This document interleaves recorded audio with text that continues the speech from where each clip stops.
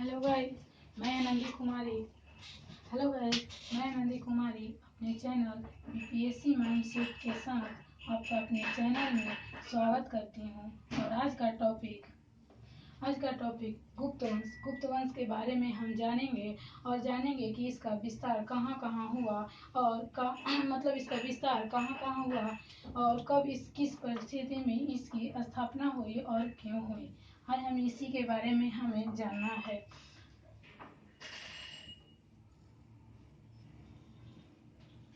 पहले हम उस दिन आपको बताए कि मौर्य वंश की अंतिम शासक बृहदत्त थे और बृहदत्त के मृत्यु उन्हीं के सचिव या उन्हीं के सेनापति पुष्यमित्र शुंग द्वारा कर दी गई थी। उसके बाद पुष्यमित्र शुंग ने शुंग वंश की स्थापना किए और शुंग वंश के साथ ही गुप्त वंश तक जाते जाते ऐसे कई छोटे छोटे वंशों का विस्तार हुआ।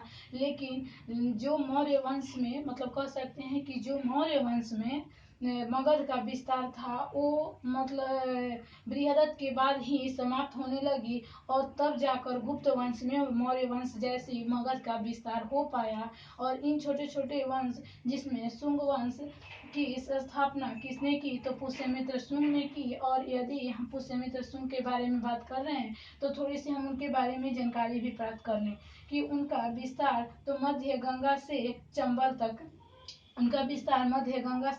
तक था। धर्म विस्तार यदि देखें तो धर्म विस्तार में वो ब्राह्मणों को सर्वोपरि मानते थे, जिसके कारण ही उन्होंने 2 अश्वमेध यज्ञ भी करवाया और उसी के साथ वे बौद्ध भिक्षुओं या बौद्ध धर्म से उतना ही उत्पीड़क रहते या उतना ही घृणा करते थे, जिसके कारण ही कई हजार लाखों भिक्षुओं को उन्होंने मरवा डाला, उनके स्तूपों और विहारों को भी नष्ट करा दिए, जिसके कारण बौद्ध धर्म की कह सकते हैं कि इस वर्ष में बहुत ज़्यादा ही पतन क्या उनका विस्तारित क्षेत्र बहुत ही कम हो गया, जो कि केवल पुष्यमित्र शुंग द्वारा ये बौद्ध धर्म से संबंधित किसी भी व्यक्ति को पसंद नहीं करते थे। यदि मुख्य युद्ध देखें कि इन्होंने कौन सा मुख्य युद्ध किया तो वो था डेमोक्रेटिक।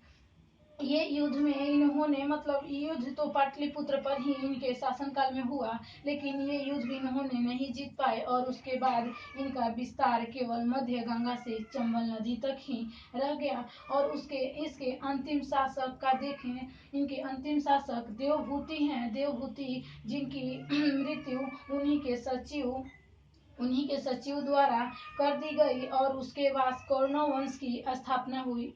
उसी तरह कई छोटे छोटे वंशों की स्थापना हुई। उसी बीच में सातवाहन, उसके बाद कुषाण इत्यादि वंशों की स्थापना हुई। लेकिन उन सभी के बाद जो मगध का विस्तार हुआ वो गुप्त वंश में ही हुआ। और गुप्त वंश जिसके बाद गुप्त वंश का यदि शासनकाल का बात करें तो गुप्त के शासनकाल 3वीं शताब्दी से हम 6ठी शताब्दी या मध्य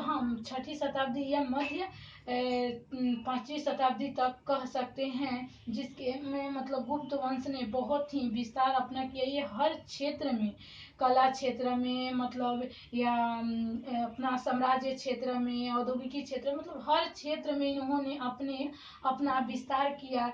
चले अब देखते हैं कि गुप्त वंश के संस्थापक कौन थे। तो गुप्त वंश के संस्थापक श्री गुप्त थे, लेकिन कुछ राजा इसमें भी थे जो अपने साम्राज्य का विस्तार नहीं कर पाए। जो कि सबसे पहले श्री गुप्त जो कि गुप्त वंश के स्थापना तो किए, लेकिन उनके गुप्त वंश के स्थापना तो किए लेकिन अपने साम्राज्य का विस्तार नहीं कर पाए। घटोत्कच भी इनके पुत्र जो कि उत्तराधिकारी बने, ये भी कह सकते हैं कि उनके अपेक्षा कुछ ये ज्यादा अपने क्षेत्र का तो विस्तार किए, जिसके कारण ही सबसे पहली प्रश्न में भी आता है कि सबसे पहली महाराज गुप्त वंश के ऐसे कौन राजा हैं जिन्हें पहली महाराज की उपाधि धारण की या इन्हें उपाधि मिला। तो वो घटोत्कच हैं, जिन्हें सबसे पहली बार महाराज की उपाधि मिली। अब देखें इनके उत्तराधिकारी चंद्रगुप्त प्रथम यानी इनके पुत्र चंद्रगुप्त प्रथम थे, जिनके शासन काल में ये बहुत कह सकते हैं कि वास्तविक गुप्त वंश के संस्थापक कौन थे। तो वास्तविक गुप्त वंश के संस्थापक चंद्रगुप्त प्रथम थे, क्योंकि ये मौर्य वंश के कह सकते हैं कि मौर्य वंश के नीति को इन्होंने अपनाया, क्योंकि जिस प्रकार चंद्रगुप्त मौर्य ने मतलब अपने विवाह नीति को अपनाकर अपना साम्राज्य विस्तार करना चाहा, ठीक उसी प्रकार चंद्रगुप्त प्रथम ने भी इन्होंने लिच्छवी के राजकुमारी से अपनी शादी की और शादी करने के बाद वहां अपना वर्चस्व स्थापित किया। चंद्रगुप्त प्रथम को महाराज सबसे पहली बार महाराजा धीराज की उपाधि प्राप्त हुई और इन्होंने मतलब कह सकते हैं कि इन्होंने इनकी मतलब व्याख्या मतलब विस्तार बहुत ज्यादा थी, जिसके बारे में हम अगले क्लास में पढ़ेंगे। हम बस इसके केवल सामान्य जानकारी आपको देना चाहते हैं।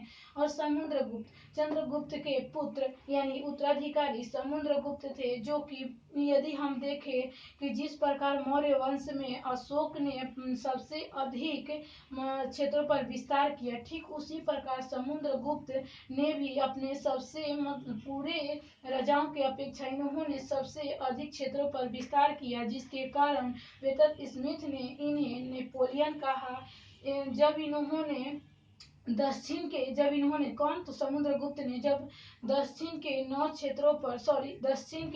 क्षेत्रों पर और उत्तर के 9 क्षेत्रों पर अपना अधिकार स्थापित किए, तो वेतन स्मिथ ने इन्हें नेपोलियन की उपाधि दे दी और उसके बाद इन्हें मतलब इन्होंने हर क्षेत्र में विस्तार किया, जिसके कारण इन्हें राजगुरु भी कहा जाता है।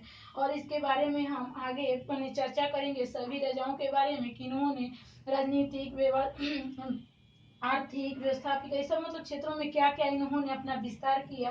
अभी केवल हम सामान्य जानकारी के साथ ही आगे बढ़ते हैं। चंद्रगुप्त द्वितीय के यदि हम बात करें तो चंद्रगुप्त द्वितीय को सबसे पहले विक्रमादित्य की उपाधि मिली।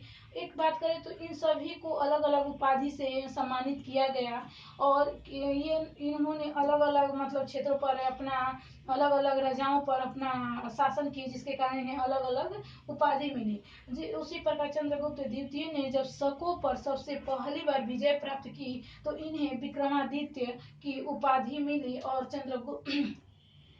और इन्हें विक्रमादित्य की उपाधि मिली, जिसके कारण इनका बहुत ही मतलब ये अपने क्षेत्रों में विस्तार कर पाए और ये मतलब हस्तकला ये बहुत सारे क्षेत्रों में इन्होंने भी विस्तार किया।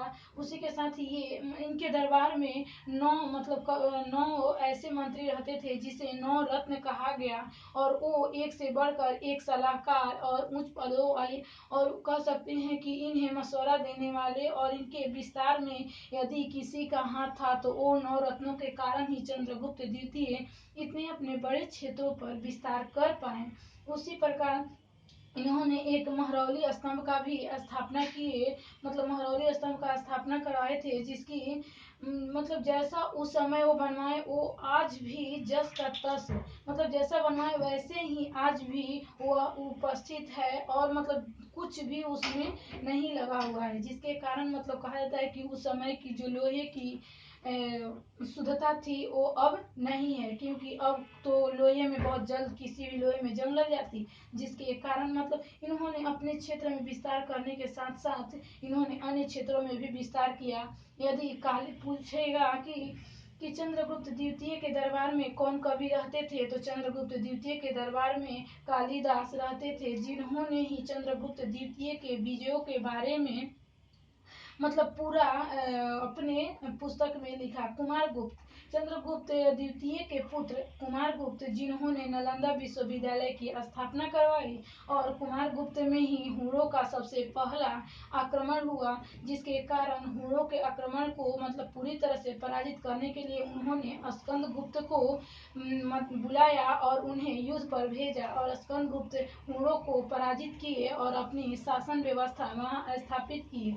उसके बाद स्कंदगुप्त द्वारा ही यदि हम बात करें तो स्कंदगुप्त द्वारा ही सुदर्शन झील, जो कि मौर्य वंश के द्वारा मतलब चंद्रगुप्त मौर्य द्वारा बनाया गया सुदर्शन झील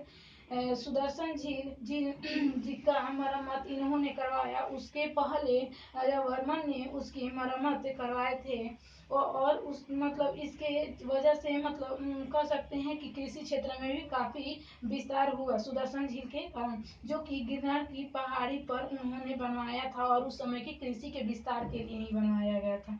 स्कंदगुप्त के पुत्र भानुगुप्त थे, मतलब स्कंदगुप्त के पुत्र नहीं कह सकते हैं, क्योंकि इनके बीच अभी और भानुगुप्त, जो कि भानुगुप्त के शासन काल में कह सकते हैं कि प्रयाग प्रशस्ति यानी प्रयाग अभिलेख की स्थापना हुई, नहीं सॉरी एरन अभिलेख की स्थापना हुई, जिसमें सबसे पहले यदि प्रश्न आता है कि सबसे पहली सती प्रथा का साक्ष्य कहाँ मिलता है, तो वो भानुगुप्त द्वारा बनाया गया एरन अभिलेख में ही प्राप्त होती है। और सबसे गुप्त वंश का अंतिम संस्थापक विष्णुगुप्त थे, जो कि मतलब इन लोगों का ज्यादा लंबा समय तक काल नहीं था, क्योंकि ये अपने क्षेत्र में ज्यादा विकास नहीं कर पाए और मतलब पतनों के इनके कारण ही पतन हो गया गुप्त वंश का, जिसके बारे में मतलब बहुत विस्तार से कल जानेंगे। आज केवल सामान्य परिचय ही हम जाने। यदि देखें कि स्रोत मतलब कि हमें गुप्त वंश के बारे में कहाँ से पता चला, तो वो हमें कह सकते हैं कि ग्रंथों से, मुद्रा से और प्रयाग प्रशस्ति। ग्रंथ मतलब कह सकते हैं कि कालिदास द्वारा रचनाएं की गई, मतलब अन्य रचनाएं थी। उसके बाद मुद्रा, जो कि गुप्त वंश में यदि सोने का सिक्का देखे तो सबसे अधिक सोने के सिक्का क्या बनाया गया किसके काल में, तो गुप्त वंश में ही सबसे अधिक सोने के सिक्के का निर्माण हुआ। और प्रयाग प्रशस्ति, तो प्रयाग प्रशस्ति बहुत ही एक मुख्य मतलब इनके बारे में हमें बहुत ही अच्छे से जानकारी लेनी चाहिए, और जो कि हम कल जानेंगे। आज के साथ इतना ही। यदि वीडियो अच्छा लगा हो तो प्लीज चैनल को सब्सक्राइब करें, ताकि जो भी वीडियो आए उसे हम आपके पास नोटिफिकेशन चला जाए, और इसे प्लीज लाइक शेयर करना ना भूलें। Thank you.